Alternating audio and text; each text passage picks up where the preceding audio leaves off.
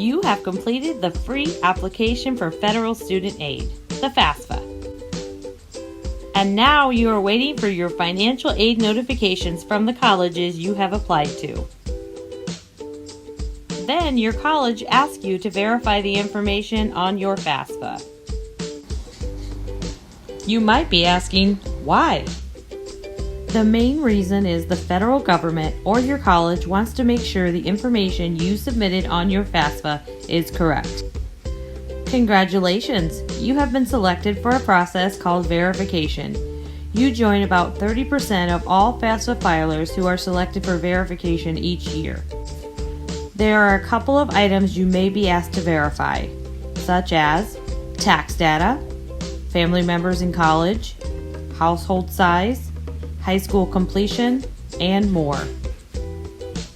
It is important to verify your information as soon as possible.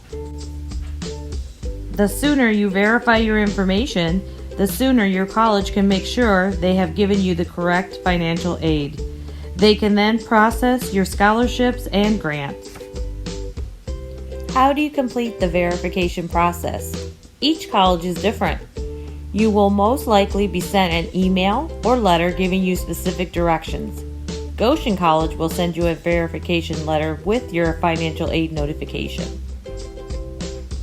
You can also be proactive by contacting your college by phone, email, or by logging into your student portal to see if you have been selected for verification.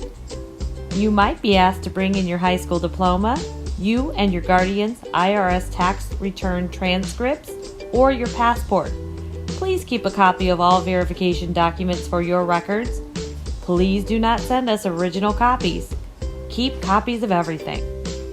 Just make sure to do it as soon as possible to avoid a holdup on your financial aid.